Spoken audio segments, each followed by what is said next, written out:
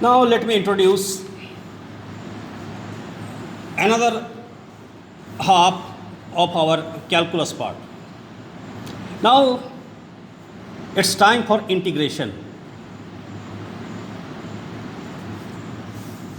So the golden formula that you need here is ax to the power n dx integration. This is your integration sign. This is your integration sign, and you have to perform this integration x to the power n, and your result is going to be here a x to the power n plus 1 divided by n plus 1 plus c, and c is your integration constant.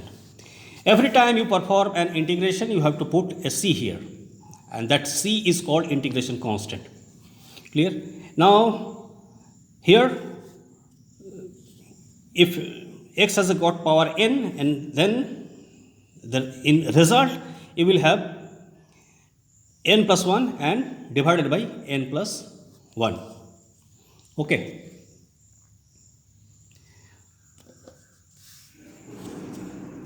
Suppose you are asked to find the value of 5x to the power 6 dx. So it is going to be 5x to the power 7 divided by 7 using this formula. 5 into x to the power 7 divided by 7 plus c. Second formula, a dx is equal to a into integration of dx is x plus c. Therefore, a dx is your ax plus c. Every time you perform an integration, you have to, in result, you must include a c, and this c is called integration constant. If it is free from a, then your result is going to be x plus c. And this is your integration sign. And how we can use integration in our equation of motion, that I will deal here. Now suppose you, in question v is given 2t square plus 3t plus 1. Clear? It is given, and you need to find, and also given when t is equal to 0, displacement is 3 meter. Find displacement when t is equal to 2 seconds. So this much the information which is given, and from velocity I need to find displacement. So what I told you earlier, that if displacement is differentiated, when displacements are differentiated, we get velocity. Now almost reverse kind of operation. Now I have to reach displacement from velocity. So when I need to reach displacement from velocity, I have to integrate. And I know that v is given this. V is equal to your 2t square plus 3t plus 1. And what is your v? Your v is dx by dt. And your dx by dt is equal to 2t square plus 3t plus 1. And your dx is equal to 2t square plus 3t plus 1 into dt.